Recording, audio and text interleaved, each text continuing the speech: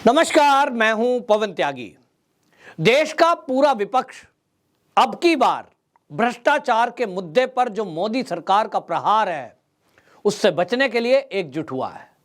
यूं तो हम देखते ही हैं कि भाजपा के मुकाबले में हमेशा जब भी कभी चुनाव देश में होते हैं या राज्यों में विधानसभा के चुनाव होते हैं तो हम देखते हैं अब ये एक नया ट्रेंड हो गया है कि बीजेपी वर्सेस ऑल, यानी एक तरफ देश की सारी विपक्षी पार्टियां इकट्ठी होती हैं और एक तरफ भारतीय जनता पार्टी उनका मुकाबला करती है।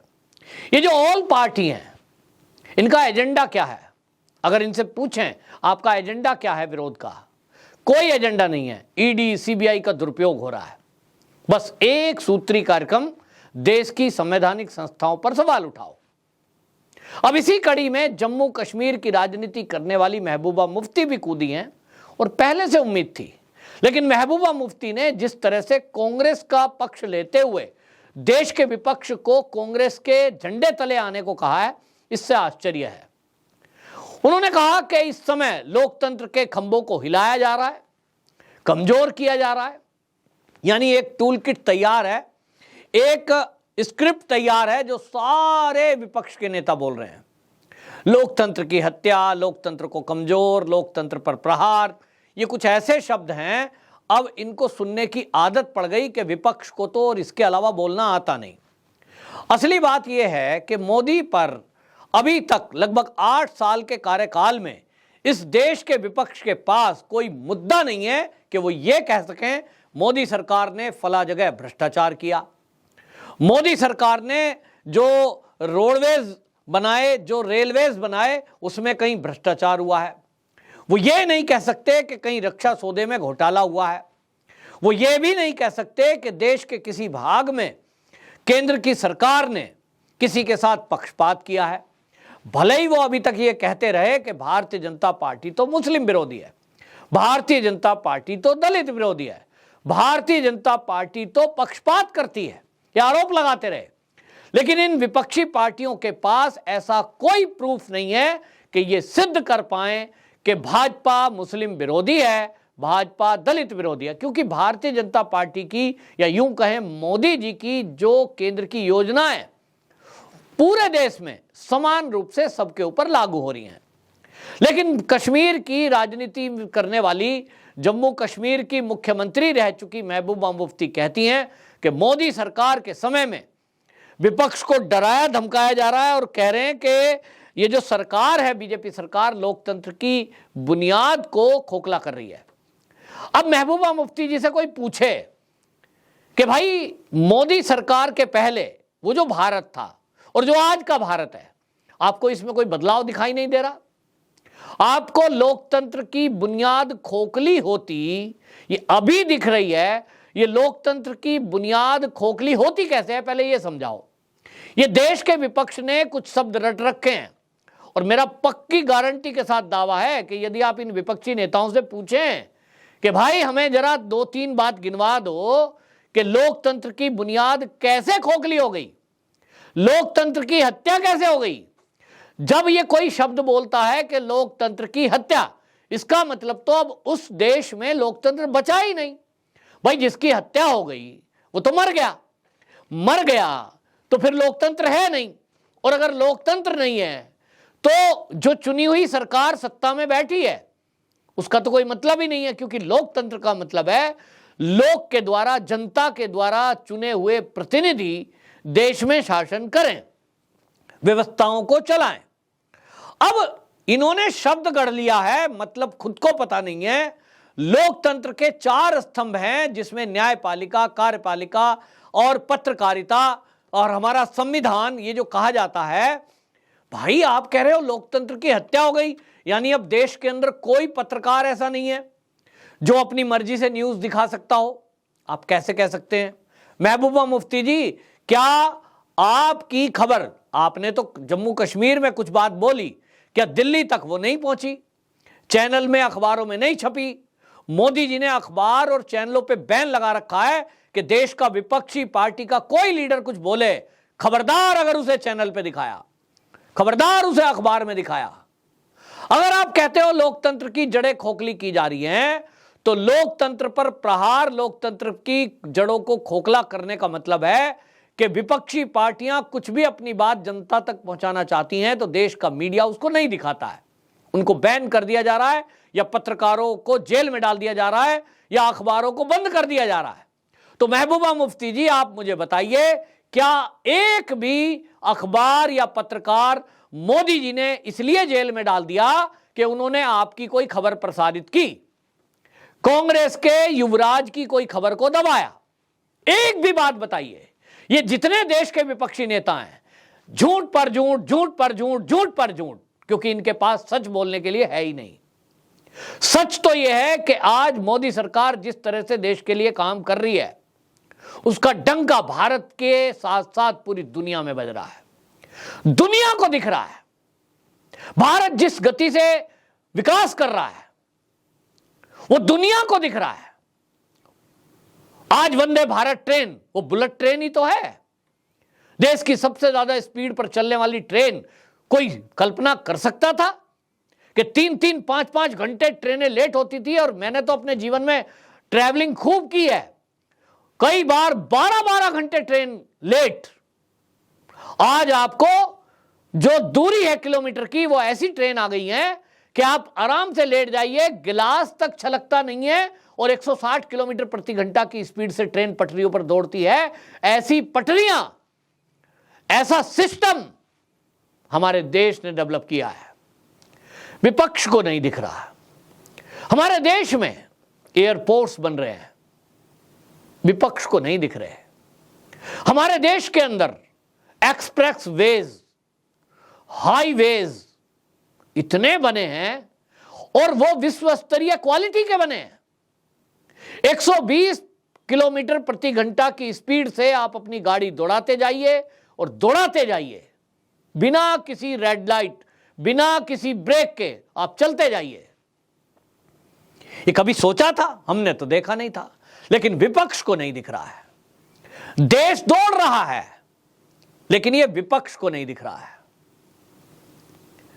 ये जो भारत के अंदर आज हो रहा है कि 100 से अधिक यूनिकॉर्न देश के युवाओं ने खड़े कर दिए हैं, लेकिन विपक्ष को नहीं दिख रहा है। आज भारत विश्व की 5वीं सबसे आर्थिक स्थिति में पहुंचकर 5वें स्थान पर पहुंचा है। ये कैसे पहुंच गया? क्या ये डाटा सारे के सारे विदेशों में जाकर के मोदी जी ने मैनिपुलेट कर दिए? ये कहां से आ गया कि हमारे पास, हमारे भारत की शक्ति इतनी हो गई, आर्थिक स्थिति उन्नति कर गई? विपक्ष को नहीं दिख रहा है।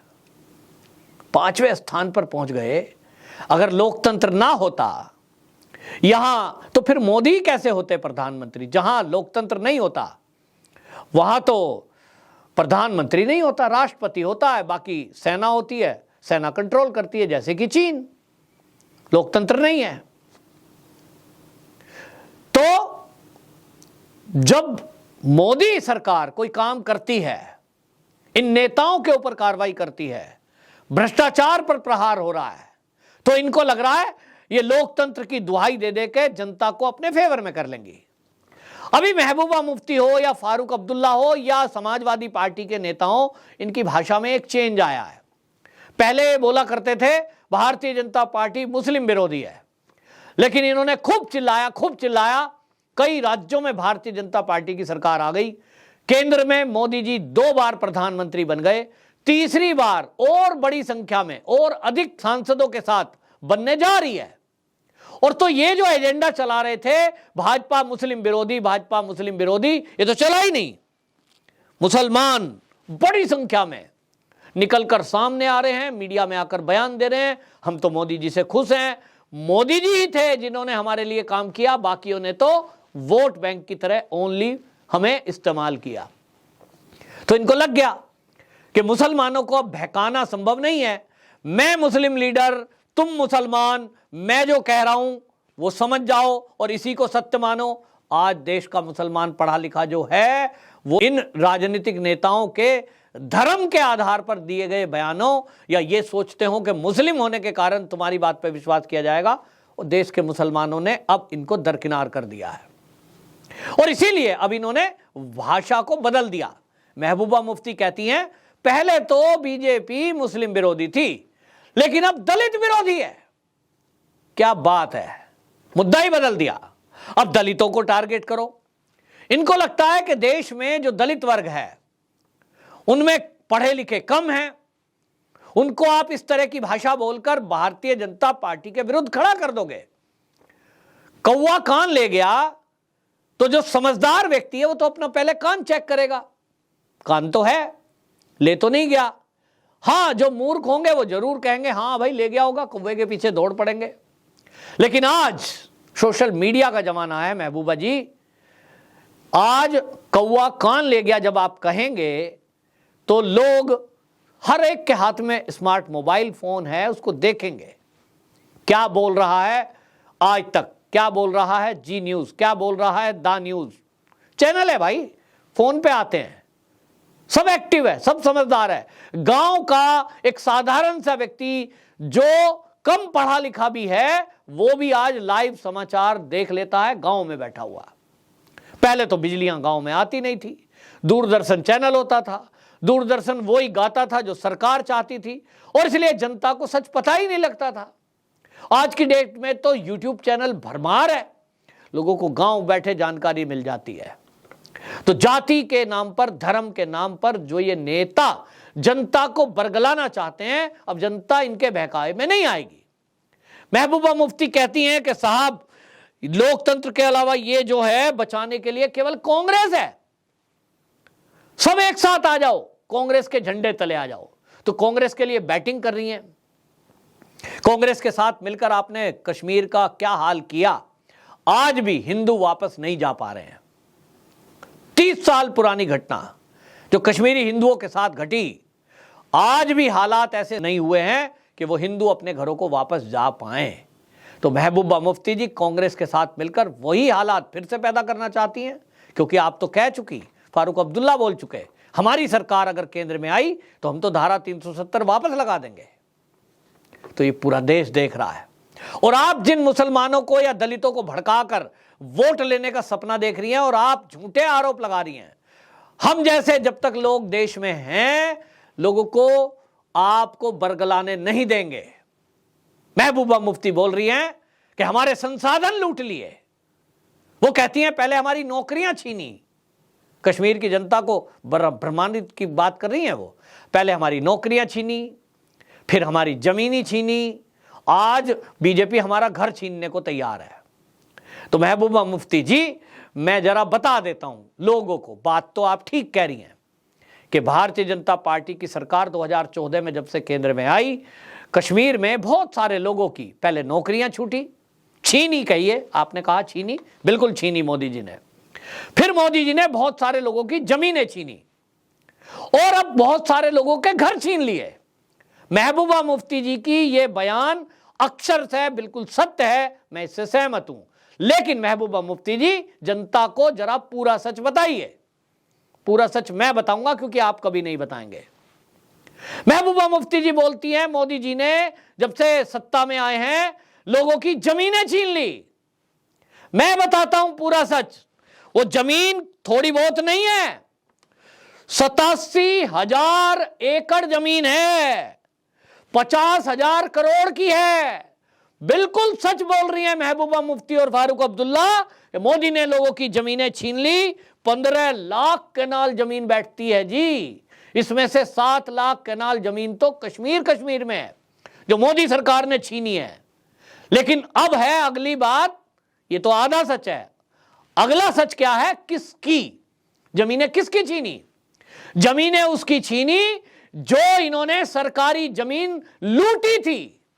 जम्मू और कश्मीर की जनता की जमीन, जिस पर गरीबों का हक है, जिस पर किसानों का हक है, जिस पर दलितों का हक है, जिस पर कश्मीर और जम्मू के मुसलमानों का हक है, जमीनें कब्जाई किन्होंने? ये नेताओं ने, अफसरशाही से मिलकर इन नेताओं ने, फारूक अब्दुल्ला साहब ने एक बना दिया रोशनी एक्ट, और वो रोशनी एक्ट बना करके तय कर दिया, जमीन भाव बहुत सस्ता रख दिया, जिसको जहां जमीन चाहिए ले लो, सरकारी जमीन की लूट कर दी। आपको एक ही उदाहरण दूंगा, 2 पूर्व मंत्री फारूक अब्दुल्ला कि 5 एकड़ जमीन रिश्तेदारों के पास निकली, सरकारी जमीन लूटी हुई, 200 रुपए गज के हिसाब से हाईवे पे जमीन, रोशनी एक्ट। और आपको बता दूं 11 अक्टूबर 2022 को जम्मू कश्मीर की हाई कोर्ट ने उस रोशनी एक्ट को असंवैधानिक करार दिया। कोर्ट का आदेश है जनाब, और कोर्ट ने कहा कि ये रोशनी एक्ट कश्मीर और जम्मू के लोगों को रोशनी देने के लिए नहीं है। ऐसा लगता है, ऐसे सबूत हैं कि ये जनता की गाड़ी कमाई की सरकार की जमीन कब्जाने के नियत से ये एक्ट बनाया गया ताकि लूट मचाई जा सके, और इसलिए उसको रद्द कर दिया। तो कोर्ट का आदेश है, मोदी सरकार आने के बाद ये इंप्लीमेंट हो रहा है। हां, दूसरी बात महबूबा मुफ्ती बोलती हैं कि लोगों की नौकरियां छीन ली मोदी ने। बिल्कुल छीनी है, सच बोल रही हैं, लेकिन इसका भी आधा सच बताया, आधा मैं बताता हूं। मोदी जी ने नौकरियां छीनी हैं उन लोगों की जो कर रहे थे सरकारी नौकरियां, कहीं पुलिस में, कहीं टीचर बनकर, कहीं क्लर्क बनकर, लेकिन वो आतंकवादियों को मदद कर रहे थे पाकिस्तान के। और जब सुरक्षा एजेंसियों ने, जांच एजेंसियों ने, गुप्तचर एजेंसियों ने ये पता लगाया कि आखिरकार ये आतंकवादी आते हैं गली मोहल्ले में और टारगेट किलिंग करके भाग जाते हैं, इनको कौन सूचना पहुंचा रहा है कि फला स्कूल में एक टीचर हिंदू है, फला ऑफिस में एक क्लर्क हिंदू है, कौन बता रहा है? जब जांच एजेंसियों ने ये जांचा, परखा और देखा तो पता लगा यहीं कश्मीर के अंदर ऑफिसों में और स्कूलों में गद्दार बैठे हैं। खाते यहां का, तनख्वाह मैं दे रहा हूं, मैं मतलब टैक्स का पैसा है, और वो सूचनाएं दे रहे हैं और काम कर रहे हैं पाकिस्तान के आतंकवादियों के लिए। मोदी सरकार ने ऐसे लोगों को चिन्हित किया, निकाल के बाहर फेंका। बिल्कुल सच बोला मुफ्ती जी कि ऐसी नौकरियां छीनी गई। अब तीसरी बात बोलती है महबूबा मुफ्ती कि मोदी जी मकान छीन रहे हैं। निश्चित जानिए, वहां श्रीनगर के अंदर अगर आप जाएंगे तो एक गुप्कार रोड है, उस रोड पर बड़े बड़े भव्य बंगले हैं। कोई एमएलए कभी था, कोई मंत्री कभी था, महबूबा मुफ्ती जी कभी सीएम थी, लेकिन आज नहीं है, तो भी उन बंगलों पे काबिज थी, रह रही थी, छोड़ नहीं रही थी। बड़ा आनंद आता है, डल लेक के बिल्कुल पास है श्रीनगर में, फ्री सरकारी बंगला, फ्री पानी, फ्री बिजली, फ्री गाड़ी, कौन छोड़ना चाहेगा? मोदी सरकार आई तो इनसे खाली करा लिए। ये मकान लिए जा रहे हैं ऐसे लोगों से जो सरकारी संपत्ति पर कब्जा करके बैठे थे। तो बिल्कुल ठीक है, जनता बहुत खुश है, और इस वीडियो को पूरे जम्मू और कश्मीर में लोग पहुंचाएं ताकि इन विपक्षी पार्टियों का सच पता लग पाए। इसी तरह से पूरे देश में मोदी सरकार कार्रवाई कर रही है, और इसीलिए ये बौखलाए हुए हैं कि जिन्होंने लूटा है उन्हें अब लौटाना पड़ रहा है। मोदी जी ने खुलकर बोला, जिन्होंने लूटा उनको लौटाना पड़ेगा, लाल किले से बोला। तो अब लौटाना पड़ रहा है, लूटा हुआ माल, तो दिक्कत हो रही है। और जिन्होंने लूटा सब एक जगह इकट्ठे होने की अब जुगाड़ भिड़ा रहे हैं, और एक दूसरे को कह रहे हैं सब एक हो जाओ, सब एक हो जाओ, नहीं तो मोदी सबको जेल में डाल देगा, सबको बेघर कर देगा। महबूबा मुफ्ती सीएम रह चुकी कहती है मेरे पास रहने के लिए मकान नहीं है। राहुल गांधी कहता है मेरे पास भी मकान नहीं है। ये सब बेघर होने का नाटक ड्रामा कर रहे हैं, जिनके पास अरबों अरबों करोड़ों की संपत्तियां हैं। क्या आपको लगता है कि इनके पास रहने के लिए एक 5-7 लाख का फ्लैट नहीं है? हाँ, ये बात अलग है कि इन्हें प्राइम लोकेशन पर कहीं 10, 20, 50, 100 करोड़ का बंगला रहने के लिए चाहिए, तो भाई वो भी इनके लिए हो सकता है। लेकिन आपको क्या लगता है कि मोदी जी कुछ गलत कर रहे हैं? तो कमेंट बॉक्स में जरूर बताएं। वंदे मातरम।